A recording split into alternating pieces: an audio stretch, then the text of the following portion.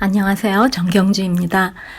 지난주에 저는 하나님의 사랑의 위력을 경험하면서 역시 인간의 삶에 가장 고귀하고 필요한 것은 사랑이라는 생각을 했습니다. 정말 사랑은 인간의 빈 마음을 뿌듯하게 채워주고요. 가난했던 마음을 부유하게, 자신감 없던 마음에 힘과 용기를 불러일으키고 상처받은 마음을 감싸주는 놀라운 힘이 있습니다. 누군가를 사랑하면 마음이 너그러워지는 것 같아요. 자녀가 부모의 말에 불순종하여 물에 빠져 허덕이는데 그래 너 내 말 안 듣고 그렇게 되었으니 어디 혼 좀 나봐라 하며 자녀를 버리고 가는 부모는 없을 거예요. 사랑하기 때문에 속썩이는 자식도 용서해주고 달려가서 구해주고 품어주고 잘되기 바라고 무조건적이며 무궁한 사랑을 부어주는 것입니다. 우리 연약한 인간도 그런데 하물며 하나님의 사랑은 얼마나 더 크고 무한하시겠어요. 하나님이 세상을 이처럼 사랑하사 독생자를 주셨으니 이는 그를 믿는 자마다 멸망하지 않고 영생을 얻게 하려 하심이라. 하나님이 그 아들을 세상에 보내신 것은 세상을 심판하려 하심이 아니요 그로 말미암아 세상이 구원을 받게 하려 하심이라. 요한복음 3장 16절과 17절의 말씀인데요. 우리를 향한 하나님의 사랑을 요약한 말씀이라고 생각됩니다. 사랑은 이처럼 받을 자격이 없지만 주는 것이며 받아야 할 형벌 대신 오히려 용서와 구원을 주는 것이죠. 성경 속에서도 하나님께서 쓰시는 사람들을 보면요. 다윗처럼 큰 죄를 지은 사람도 회개했을 때 하나님의 마음에 합한 자로 쓰셨고 야곱처럼 약점이 많은 사람도 야곱의 하나님이라고 할 정도로 하나님께서 그를 인정해 주셨고요.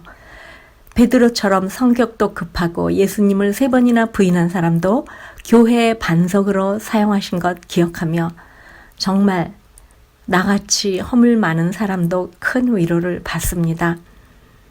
하나님의 사랑은 이처럼 우리의 허다한 죄를 덮고도 남을 만큼 크고 무한하기에 우리는 어떤 실패와 죄 가운데서도 다시 일어나 하나님의 넉넉한 품에 달려가 안기울 수 있는 하나님의 사랑받는 자녀임을 기억합니다.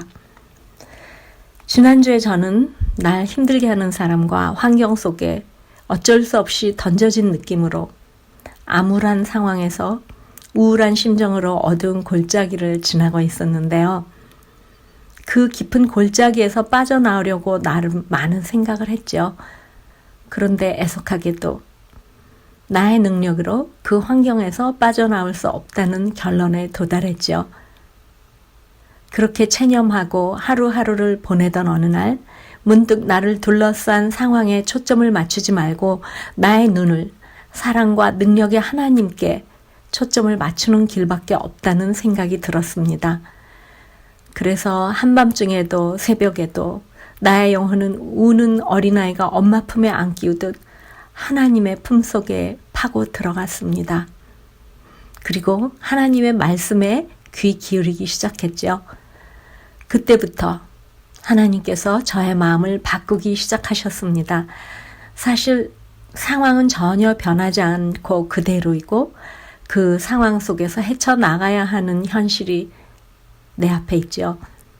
하지만 하나님의 말씀에 귀 기울이기 시작하자 나도 모르는 사이에 어둡고 우울했던 마음이 조금씩 밝아지기 시작했고 불만으로 가득했던 마음이 조금씩 녹아내리며 나를 힘들게 했던 그 사람과 환경에 대한 장점들이 하나 둘 마음속에 떠오르면서 감사한 마음이 생겼습니다. 그동안 상대방과 환경을 탓하던 나의 마음속에 오히려 나의 잘못이 떠오르며 하나님 앞에 나아가 정직하게 자백하고 용서를 구하게 되었죠. 이 과정이 참 힘들었지만 이젠 이렇게 여러분들과 함께 나눌 수 있을 정도로 편안해졌습니다.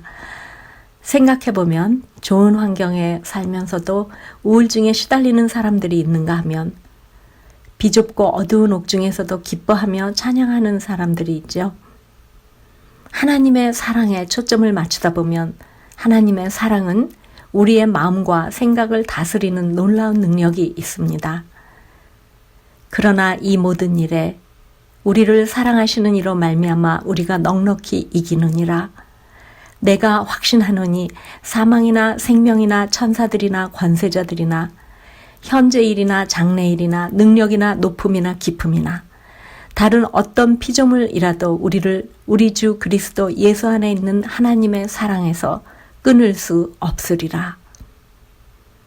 하나님의 사랑의 위력에 감동하며 주님을 더욱 사랑하기 원하는 마음으로 이렇게 찬양합니다.